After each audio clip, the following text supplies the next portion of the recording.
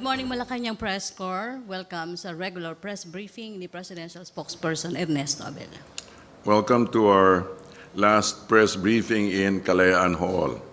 Starting tomorrow, we will be having our press briefings at the newly refurbished press briefing room in NEB, which will be inaugurated this afternoon.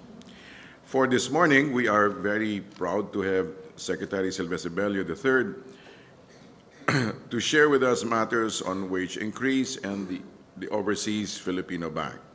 Ladies and gentlemen of the Malacañang Press Corps, let's all give a warm welcome to Labor Secretary Silvestre Bello. Sir.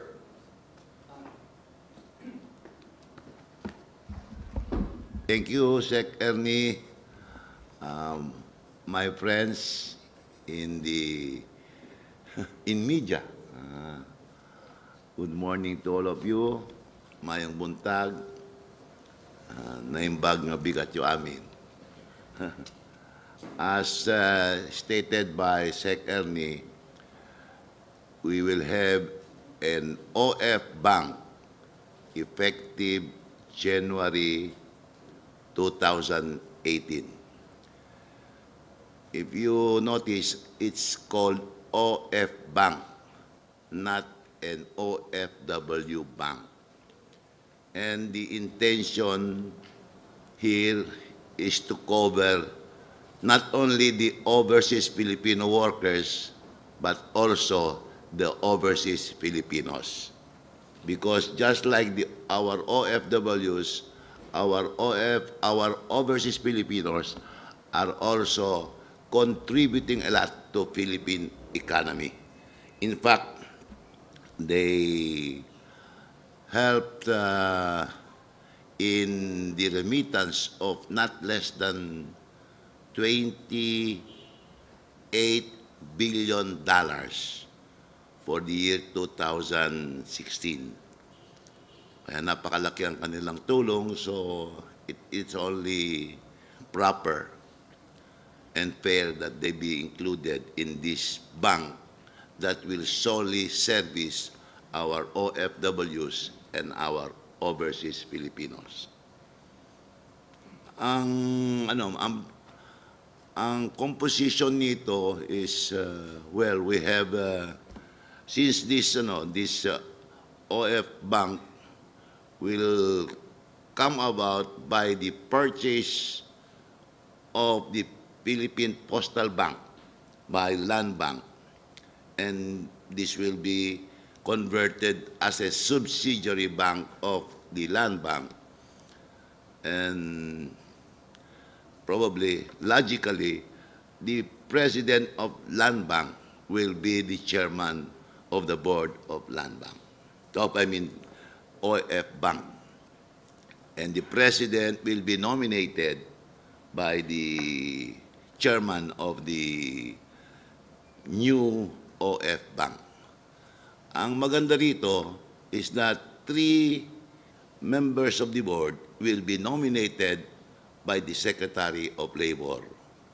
1 to represent the Department of Labor, another to represent the Overseas Workers Welfare Administration, OWA for short, and the third would be a nominee coming from the ranks of the OFWs. Ito yung mahirap na parte. Lalo-lalo na binigay yung responsibility sa akin na mag-nominate ng isang representative of the OFWs. Siyempre, ang dami yan. It will be very difficult to choose. So, maybe to lessen the difficulty of nominating representatives from the OFWs, we intend, when I say we, I'm referring to the OFWs, because we are holding in trust about 20 billion pesos for the OFWs, which is deposited both in Land Bank and also in the DBP. Ngayon, by law, we are supposed to give, by the end of this year, a rebate to the OFWs. And we are now in the process of computing how much we will be spending as rebate to our OFWs. Malaki siguro, malaki-laki yan. Let's say 10,000 per OFW, and we are talking of not less than 6 million OFWs, but that's about half, 600 million. So instead of giving it individually to our OFWs, we are thinking of using this amount to buy into the OF Bank, to entitle the OFWs to at least 3 board seats. So magiging 6 yan. Para hindi naman masyadong na napapag-iwanan ang mga OFWs. But this has to be coursed through, it has to undergo a lot of consultation, especially to the OFWs. Kausapin namin sa kanila how they feel na gagamitin namin yung rebate nila. Instead of giving it to them, ibibili lang namin ang shares sa OF Bank. Para sa ganon, lalaki ang kanilang representation. Medyo gagaan yung aking problema. Instead of nominating 1, I would be nominating 2 to 3 more. Medyo mas malaking representation nila. Ayun, that's the OF Bank. It was brought about by the executive order of His Excellency President Rodrigo Duterte.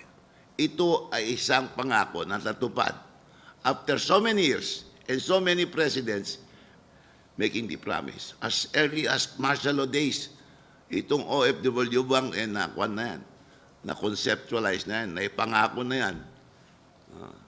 And now, the OF Bank will become a reality because of the sincere desire of our President to service our OFWs. One point plus kay Presidente yan na may natupad siyang pangako para sa ating OFW. This is in addition to so many promises that he committed to our OFWs na tinupad niya. Hindi empty promises yung binitawan ng ating Pangulo sa mga OFWs. Yung one-stop shop, hindi niya pinangako pero ginawa niya. Yung 72-hour policy, hindi niya pinangako yan. Pero he ordered us to act on all requests, complaints, communications coming from OFWs within 3 days or 72 hours. Ganon kahalaga ng ating mga OFW sa ating Pangulo. So, that's it. That is the OF Bank. You want to ask question, we are more than willing to address them. Rose Novenario.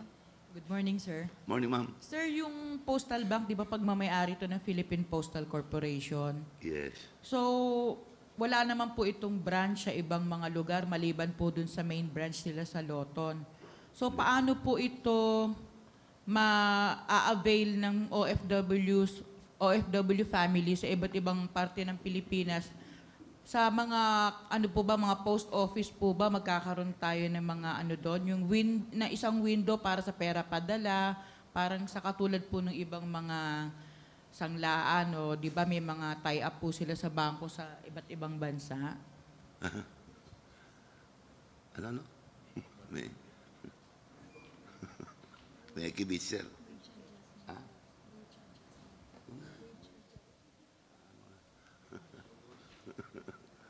Answer muna natin, sir, yung question niya, then mag-shift na isa.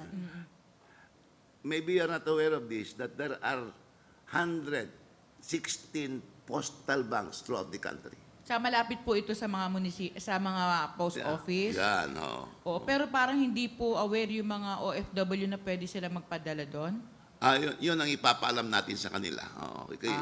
Pag launch nitong bangko ito, merong nationwide projection lahat ng mga bangko. In fact, in my meeting with the President Alex Buenaventura last week, we are already in the process of establishing postal OF Bank in all the polo offices all over the world. And medyo makuripot lang si President Ventura, gusto niya libre. Sabi ko, hindi share tayo sa lista. Kasi we are paying for the list of our polo offices, dapat makipag-share siya. But we have to get the clearance from the DFA, from Secretary Cayetano. So yung OF Bank po, magkakaroon po ito ng tie-up sa mga private banks sa ibang bansa para po mapadali yung remittance ng OFWs? That is not the plan. The plan is to capture the market of the remittances from abroad exclusively through the OF Bank. So makikinabang talaga dito ay ang OF Bank at ang mapapaboran dito ang ating mga OFWs because the intention is to not only, I don't know if we can afford to have a free remittance, but at least it will be a cheaper remittance fee. So ano po ito, parang online banking? It will go to that. Nasa abroad? And this will have a tie-up on our idol card. Idol. Magagamit yung idol. Pero yung idol, gusto nyo ba i-discuss na yung idol? Sige po. Our commitment, the technical working group that we created for the purpose of the idol is committed that they will come up with the implementing guidelines on the idol by the end of next week. And that the idol card will start coming out by the end of October this year. So you will see idol card coming out already October 31. Para saan po yung idol card? Para sa mga OFWs. Ano po yun? Parang membership nila sa OWA or sa... That card will be the substitute of the OEC. That's the Overseas Employment Certificate. Yan. Alam mo yan ang yung OEC isang mabigat sa ating OFW kasi pag alis nila, kukuha sila ng OEC. Pagbalik nila, kukuha sila ng OEC. Grabe ang pila niyan. At lalong-lalo na, magbayad pa sila.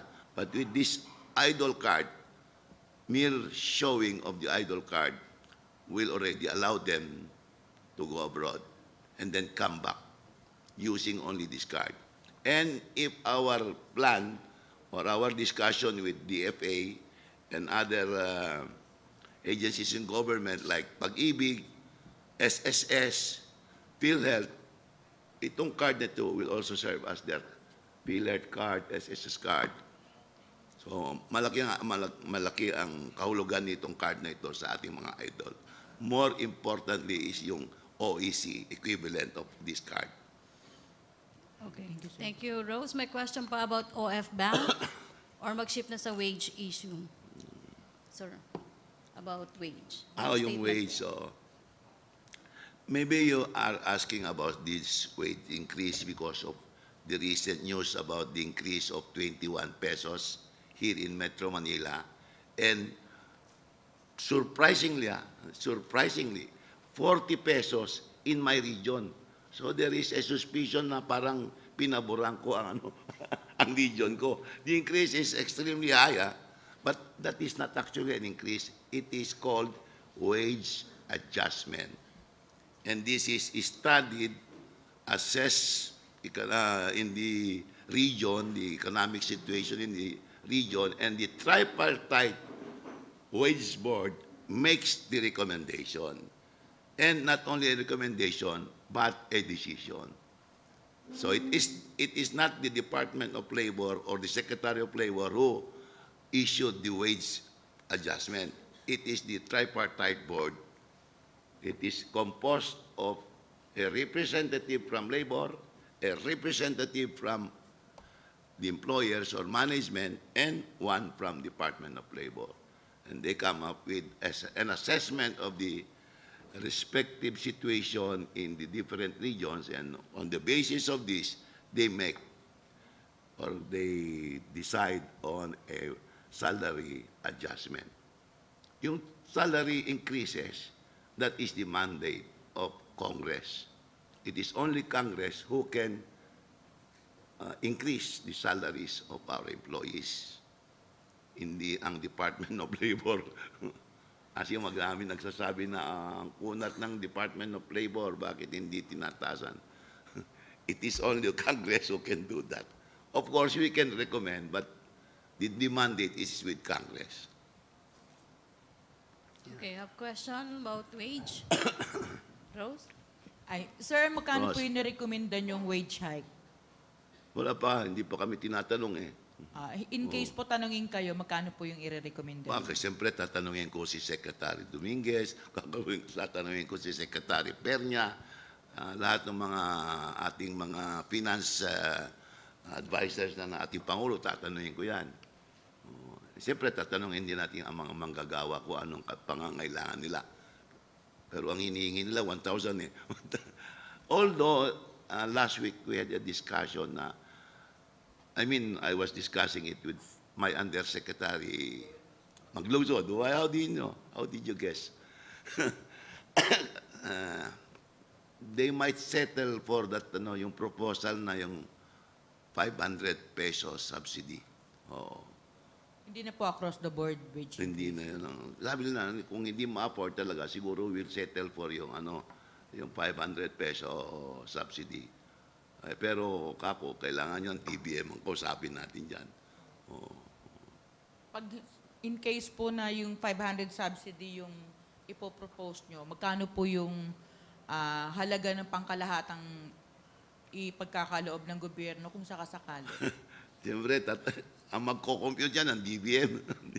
Sa pag-ano nyo, sir, sa tansya nyo, ilan po yung mga manggagawa sa buong Pilipinas na pwedeng bigyan ng ganyan? 42 million. 42 million million. times 500 pesos. Oo. Ganun. Malaki yan. Malaki yan. Okay, question about wage. Other issue. Laila Salaveria. Good morning, sir. Yes, ma'am. Sir, the President has repeatedly said that he doesn't want to talk to the communist rebels anymore. Have we sent a formal notice to terminate the peace talks? Not yet, not yet. Why not, sir?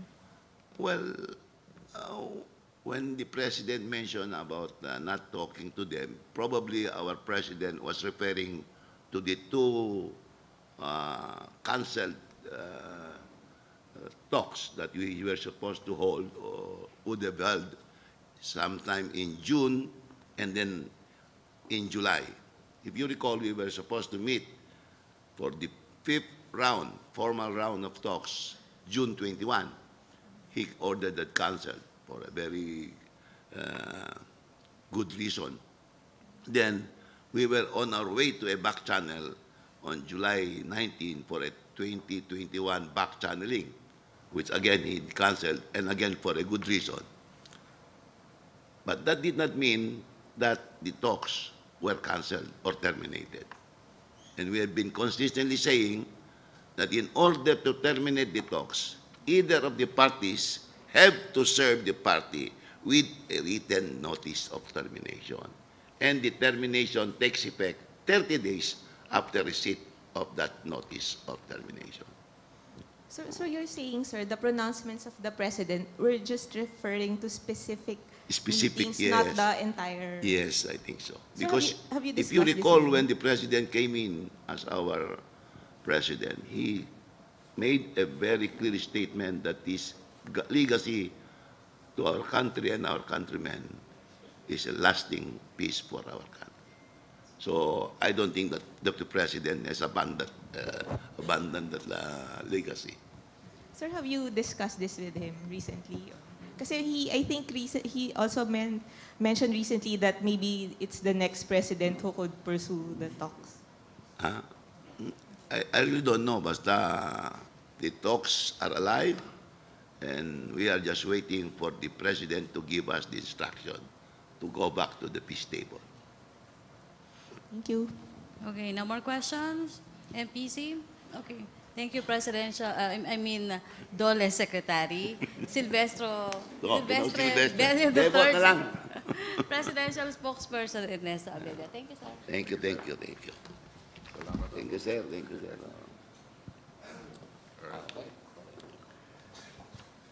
Good morning. A bit of fresh perspective. The World Bank cites countries' migrant worker support system. The concern of our OFWs remains as one of the priorities of the Duterte administration, and the World Bank, in its report entitled Migrating to Opportunity, mentioned that the Philippines has a good support system for migrant workers with the Department of Labor and Employment, Philippine Overseas Employment Agency, POEA, and Overseas Workers Welfare Administration, OWWA, having clearly defined institutional responsibilities. In addition, the World Bank cited that in the Philippines, attendance in orientation seminars is required before receiving a license and for renewal of license. World Bank also stated that the country has made it easier for migrant workers to find jobs abroad through the department's effort of listing job opportunities. There are two memoranda from the Executive Secretary. To Undersecretary Hermenegildo Valle, Department of Health, designation as officer in charge of the Department of Health. Under the instruction of President Rodrigo Roa Duterte and to ensure the continuous and effective delivery of public service, please be informed that you are hereby designated as officer in charge of the Department of Health effective immediately.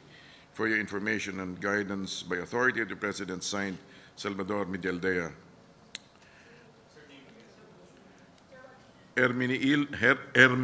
Hermenegildo V. Valle. Yusek po siya. Ang pangalawa, to Undersecretary Eliseo Mijares Rio, Jr., Department of Information and Communications Technology. Designation as officer in charge of the Department of Information and Communications Technology, 10 October 2017, as also the other one, 10th of October. Upon the instruction of President Rodrigo Roa Duterte and to ensure the continuous and effective delivery of public service, please be informed that you are hereby designated as officer in charge of the Department of Information and Communications Technology effective immediately. For your information guidance, signed by authority of President Salvador Medialdea. So that's Undersecretary Hermenegildo B. Valle and Undersecretary Eliseo Mijares Rio, Jr.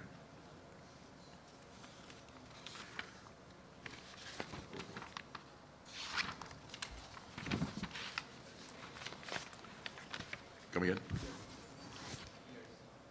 ERC, no comments about ERC. Okay. We're open to a few questions. Okay, questions, MPC? All right. Mindanao Hour muna. Data as of Wednesday, 11th of October. Enemies neutralized 811 or plus 9. Civilians killed 47. Civilians rescued, no change, 1,750. Firearms recovered 829 plus 2. Unexploded ordnance recovered 40. Improvised explosive device IED recovered 4, killed in action 160, buildings cleared 37. Cash donations as of 3 p.m. 11th of October 2017 for the Marawi AFP casualties 102,607,969.03 and for internally displaced persons 1,136,595. Okay, questions? No more? Other issue? Okay, Joseph Moro. Sir, pang backup lang for later. So yung pong order kahapon sa PIDEA will be the lead. Does that mean, sir, that we are calling off the Oplan and we are canceling that campaign? Ang nangyari po dito is that na maging ano siya, that PIDEA becomes a sole agency to conduct the anti-drug operations, all right? So, ang nangyari po, na-degrade yung street distribution networks ng mga drug lords, so we now target higher echelons of the syndicates as well as their protectors in government. PIDEA will now bring policy focus, expert performance standards, high-level coordination and oversight, and centralized intelligence collection to the war on drugs. PIDEA will also lead in establishing a broad anti-drug coalition working with agencies, LGU, civil society, the church, business, academia, and media to push prevention and rehabilitation initiatives. Regarding High Court petitions, we welcome this opportunity to present the legal and policy basis for the nation's war on drugs. So, in other words, there is now an elevation of the campaign against illegal drugs, and PDEA has now widened its scope.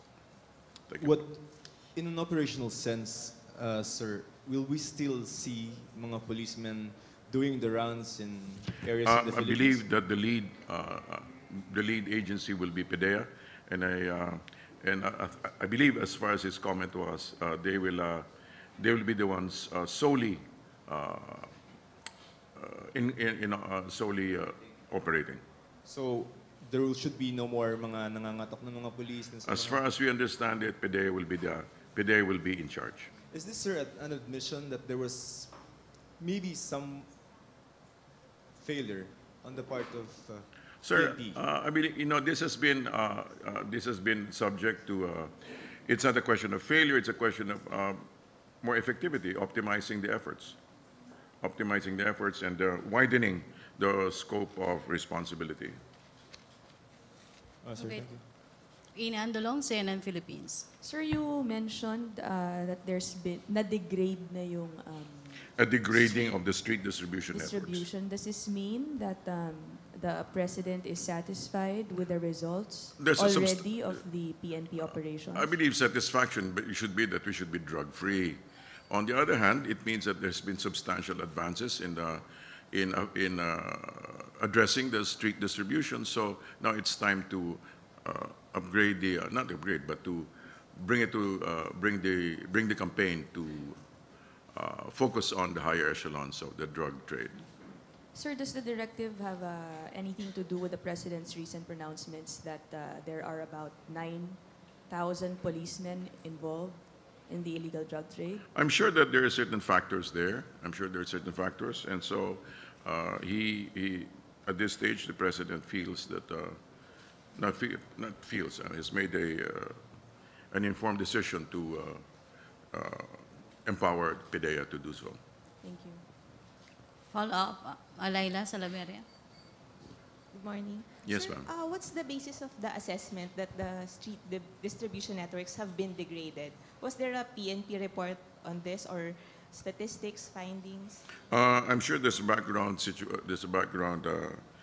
Based on results, they have come to this conclusion that there is a substantial degradation of the street networks. Sir, which results are these? Are these the 3,800 killed in drug operations? I believe it's not so much. I think that's framing it in a negative way. It's simply, I believe it. There are other factors, there are other indicators in making sure, like for example, higher prices, higher drug prices. So that indicates also that there has been, it's being addressed. Not totally, but it's being addressed. Joseph, no more? Other issue? Okay. Drugs? JP, Bencito, question? Hi, spokes. Good morning po. Yes, Sir, can we get a reaction of the palace on the impeachment complaint, or rather, the impeachment of Comelec Chairman Bautista? Well, Congress shall decide on what to do, with this impeachment in view of his resignation. We acknowledge the services of the chairman, and after his successor is named, we look forward to a smooth transition and preparations for barangay and SK elections next year, and midterm polls and possible BBL and charter change plebiscites in 2019.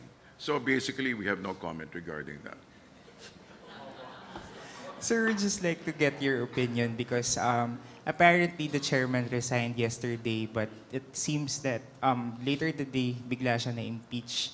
Sir, do you think Congress still has time to push for the impeachment complaint? Also, won't this impeachment be a hindrance to the priority bills of the administration? Sir, we don't have any, that's beyond our purview. That belongs to the Congress to decide on.